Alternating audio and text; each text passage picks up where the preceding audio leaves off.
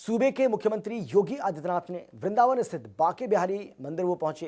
इस दौरान बांके बिहारी के दर्शन किए और पूजा अर्चना की। वहीं सीएम ने कई करोड़ विकास परियोजनाओं का शिलान्यास भी किया। आपको बता दें कि सीएम योगी ने वैष्णवों की बैठक मेले का उद्घाटन किया। ये कार्यक्रम 40 दिन तक चलेगा। संतों के साथ कुंभ को लेकर चर्चा करते हुए सीएम योगी ने कहा कि पीएम मोदी के नेतृत्व में आज का भव्य और दिव्य कुंभ देखा, जिसे लेकर देश विदेश में भारत की अलौकिक तस्वीर सामने आई है।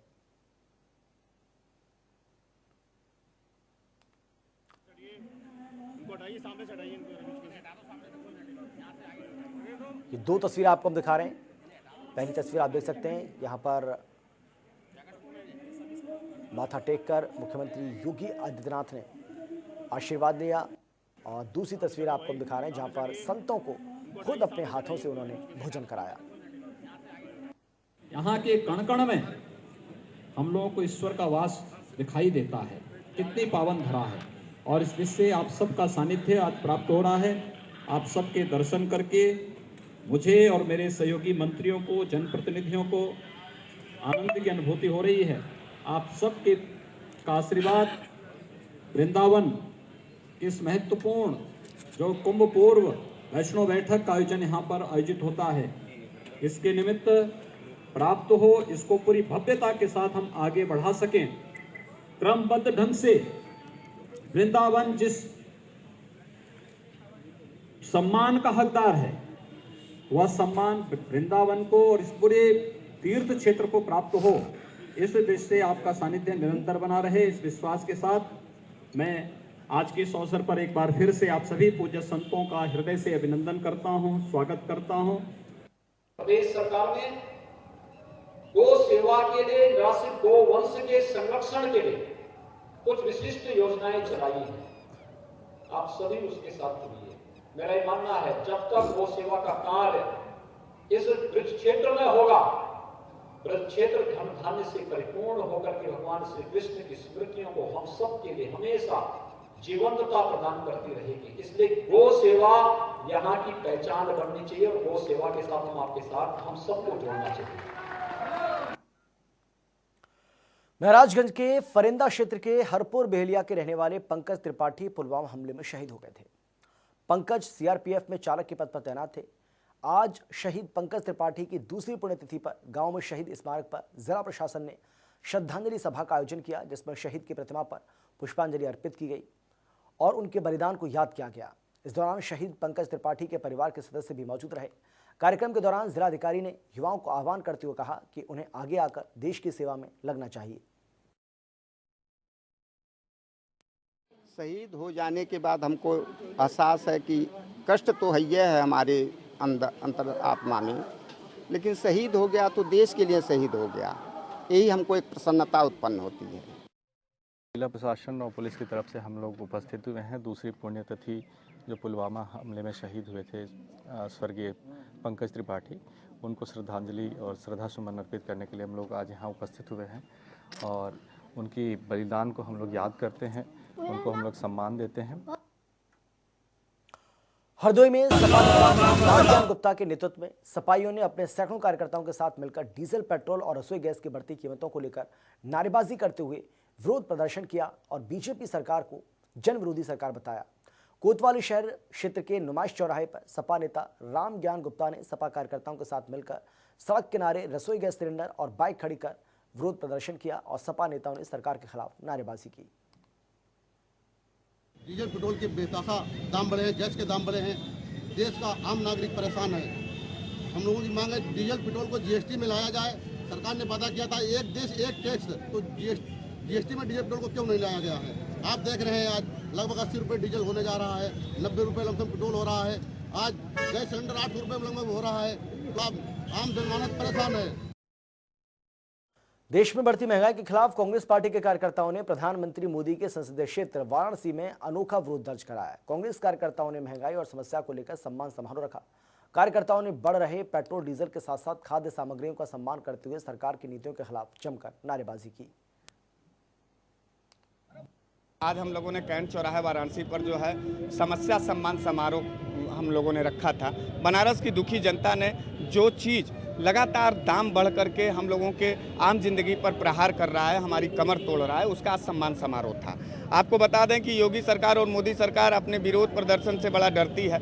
जो भी विरोध प्रदर्शन करता है, जो अपनी बात, अपना दर्द सरकार से कहना चाहता है, उसके ऊपर फर्जी मुकदमे लाद करके उसको जेल डाल दिया जाता है। कांग्रेस महासचिव प्रियंका गांधी वाड्रा के एक के बाद एक यूपी दौरे। इसी कड़ी में एक बार फिर से प्रियंका गांधी सोमवार यानी कि कल बिजनौर के दौरे पर रहेंगी। इस दौरान प्रियंका गांधी बिजनौर के चांदपुर में एक किसान महापंचायत को संबोधित करेंगी। किसानों की महापंचायत को लेकर तैयारियां जोरों पर हैं। प्रशासन ने भी अपनी तैयारी पूरी कर ली है, कमर कस ली है इसके लिए। वहीं इस महापंचायत में 20 से 25 हजार लोगों के पहुंचने की संभावना जताई जा रही है।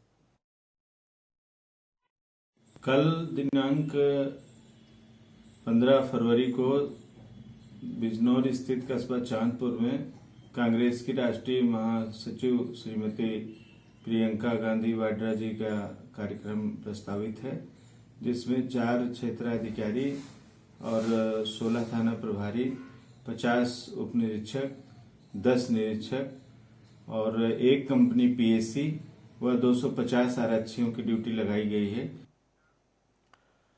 उत्तर प्रदेश में पंचायतों के चुनाव मार्च के तीसरे हफ्ते में शुरू होने की उम्मीद है। समाजवादी पार्टी, बीएसपी, कांग्रेस के साथ साथ आम आदमी पार्टी भी इन चुनावों में उतरेगी। तैयारियों में सबसे आगे भारतीय जनता पार्टी है, जिसने अपना वॉर रूम तैयार कर लिया है और उसके सहारे पार्टी 12 करोड़ मतदाताओं तक पहुंचने की कोशिश कर रही है। 4000 कार्यकर्ताओं की फौज बीजेपी ने लोगों तक पहुंचाने के लिए उतार रखी है। इस बीच पार्टी ने 15 फरवरी से वार्ड स्तर पर जो बैठकें करने का फैसला किया था, उसे 5 दिन आगे बढ़ाकर 20 फरवरी कर दिया है। हमारे संवाददाता विवेक तिवारी ने बीजेपी के पंचायत चुनाव प्रभारी विजय बहादुर पाठक से खास बातचीत की और उनसे पार्टी की रणनीति समझने की कोशिश की। उत्तर प्रदेश में पंचायत के चुनाव मार्च के तीसरे हफ्ते में शुरू होने की उम्मीद है।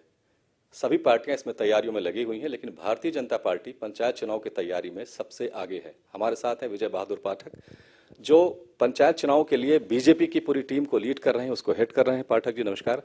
क्या तैयारी है आपकी पंचायत चुनाव को लेकर के? हमने देखा आपने कुछ वार रूम बना रखा है, और क्या अनुमान है आपका, इलेक्शन कब तक होने जा रहे हैं उत्तर प्रदेश में? विवेक जी, भारतीय जनता पार्टी 24/7 24/7 हम काम करते हैं, और यह पंचायत के चुनाव यदि तय समय पर होते तो अक्टूबर, नवंबर, दिसंबर में ये चुनाव हो गए होते। तो चूंकि अक्टूबर, नवंबर, दिसंबर में चुनाव, दिसंबर के समय प्रधानों का कार्यकाल खत्म हो रहा था, चुनाव होने वाले थे, इसलिए हमने पिछले मार्च में से पंचायत चुनाव की तैयारियां प्रारंभ की। बीच में कोविड का काल आ गया, तो हमने भी अपनी तैयारियां थोड़ी शिथिल कर दी, और उसके कारण अब चुनाव देर से हो रहा है। लेकिन स्वाभाविक है कि 6 महीने के भीतर होगा। तो हम अपनी उस योजना के अनुसार पंचायत चुनाव को लेकर तैयारियां कर रहे थे। हमारा निश्चित तौर पर मानना है कि भारतीय जनता पार्टी के मूल कार्यकर्ता को इन पंचायत के जो स्थानीय चुनाव है उसमें भी प्रतिभाग होना चाहिए। इसलिए सर्वप्रथम जो जिला पंचायत के वार्ड हैं, पहले ये लगभग 3200 थे, अब नए परिसीमन के अनुसार 3051 यानी 3051 वार्ड है। सभी वार्डों में भारतीय जनता पार्टी चुनाव लड़े और भारतीय जनता पार्टी का कार्यकर्ता चुनाव लड़े, इसके लिए हम तैयारी कर रहे हैं। ठीक है, इन राज्य निर्वाचन आयोग के इस चुनाव में पार्टी का सिंबल नहीं होगा, लेकिन पार्टी उम्मीदवार घोषित करेगी, और पार्टी उम्मीदवार घोषित करेगी तो भारतीय जनता पार्टी जिसे उम्मीदवार घोषित करेगी वो चुनाव जीते। अभी हमने शिक्षक और स्नातक के चुनाव में देखा कि भारतीय जनता पार्टी के कार्यकर्ता ने परिश्रम किया, तो परिश्रम की पराकाष्ठा करते हुए चाहे शिक्षक हो चाहे स्नातक हो, उसमें भी हमने अच्छी सफलता प्राप्त की। पंचायत चुनाव में भी पार्टी जिसे जिला पंचायत का सदस्य के रूप में घोषित करेगी, उसमें सभी कार्यकर्ता मिलकर उसे निर्वाचित कराएंगे। स्वाभाविक रूप से जब उसे निर्वाचित कराएंगे तो उसके लिए परिश्रम करना पड़ेगा, तो परिश्रम करने की योजना बनाई हमने। प्रत्येक जो जिला पंचायत वार्ड हैं, सभी वार्डों के लिए एक वार्ड प्रभारी बनाया, एक वार्ड संयोजक बनाया। वार्ड संयोजक, वार्ड प्रभारी बनाने के बाद धीरे धीरे करके हमने उनकी बैठकें तय कर दी हैं, और जो बैठकें हम 15 तारीख से करने वाले थे उसको ले जा करके हम 20 फरवरी के बाद से हम वार्ड की बैठकें करने वाले हैं। उस वार्ड में जो उनकी मतदाता निर्वाचन टोली है, यानी जो 20 गांव 25 गांव जो उस जिला पंचायत वार्ड में आते हैं, उनके साथ बैठ करके भारतीय जनता पार्टी कैसे चुनाव जीते, कैसे वार्म अप हो लोग, उस पर हम काम कर रहे हैं। विजय जी, इन चुनावों में चूंकि सिंबल पे नहीं इलेक्शन होता है, जाहिर बात है कि एक थोड़ी सी कठिनाई भी होती है ग्राउंड लेवल पर काम करने में। तो भारतीय जनता पार्टी अपने प्रत्याशी, जैसे आपने बताया कि जिला पंचायत सदस्यों के उस पर उतारने जा रही है, तो सिंबल ना होने की जो कमी है उसको किस तरह से पूरी करने की रणनीति है? मैंने इसीलिए विवेक जी आपको उसका जवाब दिया कि अभी हमने शिक्षक और स्नातक पर चुनाव लड़ा, उसमें भी भारतीय जनता पार्टी का सिंबल नहीं था। लेकिन पार्टी ने उम्मीदवार घोषित किया। तो भारतीय जनता पार्टी जिसे उम्मीदवार बनाएगी वो भारतीय जनता पार्टी है और उसे हम जिताने का काम करें, हम सब कार्यकर्ता मिलकर के जिताने का काम करेंगे। तो ये थे विजय बहादुर पाठक, जो पंचायत चुनाव के लिए भारतीय जनता पार्टी के प्रदेश प्रभारी हैं। जिस तरह की तैयारी ये बता रहे हैं, ये पहली बार उत्तर प्रदेश में बीजेपी पंचायत चुनाव में इतनी बड़ी तैयारी के साथ उतरने जा रही है। और जाहिर बात है कि बीजेपी से अगर मुकाबला करना है तो विपक्षियों को ट्विटर, फेसबुक से निकलकर जमीन पर उतरना पड़ेगा। कैमरा पर्सन अमर के साथ मैं विवेक तिवारी, जनता टीवी, लखनऊ। शाहजहांपुर में पुलिस से हुई मुठभेड़ के दौरान 4 शातिर वाहन चोरों को गिरफ्तार किया गया। मुखबिर की सूचना पर चेकिंग के दौरान तिलहर पुलिस ने गिरफ्तार करने में सफलता हासिल की है, जबकि एक पुलिस को चकमा देकर फरार हो गया। वहीं वाहन चोरों के कब्जे से चोरी की बाइक समेत तमंचे बरामद किए गए। गिरफ्तार आरोपियों से पुलिस ने कड़ाई से पूछताछ की और उसके बाद उन्हें जेल भेज दिया। बुंदेलखंड राज्य की मांग और क्षेत्र की बदहाल स्वास्थ्य सेवाओं के खिलाफ लंबे समय से बुंदेली समाज मांग कर रहा था। महोबा के मुख्यालय के ऐतिहासिक कीरत सागर तट में बुंदेली समाज ने जम्मू कश्मीर के पुलवामा में हुए शहीदों को याद किया। हमले में दूसरी बरसी पर प्रधानमंत्री मोदी को 14वीं बार खून से खत लिखकर पृथक बुंदेलखंड राज्य की मांग दोहराई गई।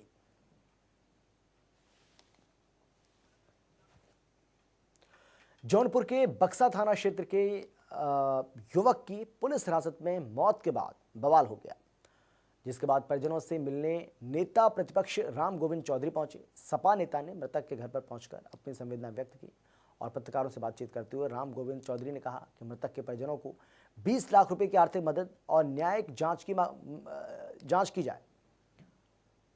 सभी आरोपी पुलिस कर्मियों की जल्द गिरफ्तारी भी की जाए, ये भी मांग उनकी ओर से की गई।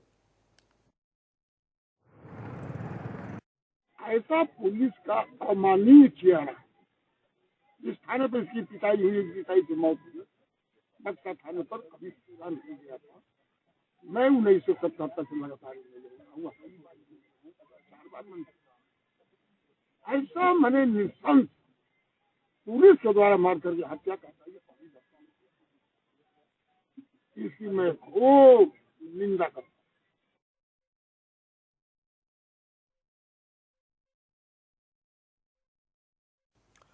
वैलेंटाइन डे के खास मौके पर फ्रांस के युवक ने की रहने वाली युवती से मंदिर में भारतीय रीति रिवाज और विधि विधान से शादी की। इस अद्भुत जोड़ी को देखकर मंदिर में दर्शन कर रहे लोग आश्चर्यचकित रह गए। रेस्टोरेंट में काम करने वाली युवती धरती ने बताया कि रोमन अक्सर रेस्टोरेंट में आया करते थे। अचानक एक दिन रोमन ने शादी के लिए प्रपोज किया और आज दोनों ने शादी कर ली। रोमन ने बताया कि दिल्ली में एक एनजीओ चलाता है और उसी काम से अक्सर वहां से आता था। वहीं आज दोनों ने शादी कर ली। इस अद्भुत जोड़ी की मंदिर के पुजारियों ने विधि विधान से शादी कराई।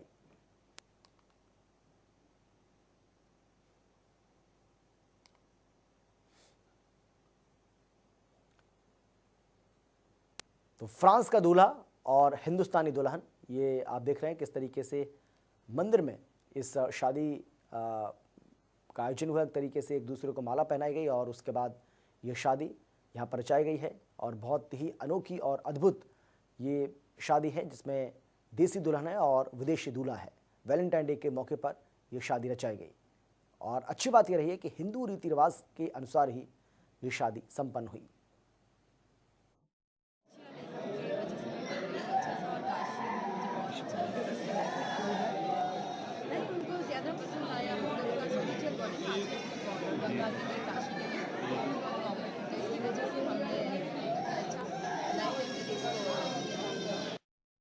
जो काशी के लोगों को इन्होंने पसंद किया और लाइक किया और कुछ अच्छा ही दिखा होगा। गंगा और गोमती के संगम के तट पे मार्कंडे जी का स्थान है, यहाँ पे इन्होंने शादी करने के लिए सोचा, तो बहुत अच्छी बात है।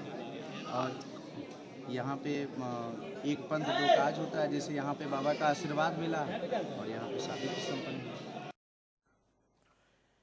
उत्तर प्रदेश सरकार के बेसिक शिक्षा मंत्री सतीश द्विवेदी बस्ती पहुंचे। इस दौरान नवनिर्मित बीएसए कार्यालय का मंत्री ने उद्घाटन किया। उद्घाटन के बाद मंत्री ने बजट को लेकर प्रेस वार्ता की। वहीं वार्ता के दौरान मंत्री ने कहा कि आम बजट ऐतिहासिक है। कृषि कानून पर बोलते हुए कहा कि प्रधानमंत्री ने कृषि कानून के माध्यम से किसानों को उचित मूल्य और बिचौलियों को खत्म करने का काम किया है।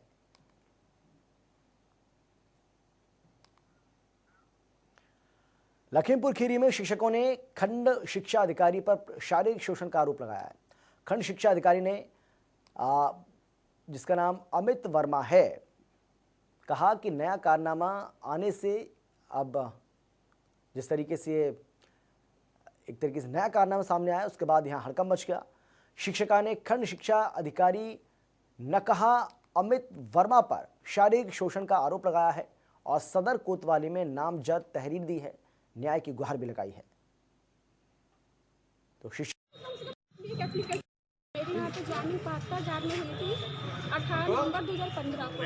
ठीक है, यहाँ की जो बीओ है वो हमारी साथ में एक अध्यापिका है पूजा श्रीवास्तव, उनके थ्रू मेरा शारीरिक शोषण करना चाहते हैं, मुझे परेशान कर रहे हैं। कह रहे मेरे कमरे में नहीं आओगे तो तुम्हारे खिलाफ हम कार्रवाई कर देंगे। तो मेरे साथ जबरदस्ती करना चाह रहा है, यहाँ तक कि उसने अम्मा बाबू को भी मार दिया है। मेरे अम्मा बाबू को कोई बीमारी नहीं थी, जो मेरे रिश्ते में सगे लगते हैं, मेरे भाई उनसे मिले हुए हैं, मेरे भाइयों ने उनसे पैसे ले लिए हैं अमित वर्मा से मेरा शारीरिक शोषण कराने के लिए। हम परेशान हो गए हैं। और फिलहाल इस बुलेटिन में इतना ही। एक छोटे से ब्रेक के बाद फौरन लौट रहे हैं। आप देखते रहिए जनता टीवी।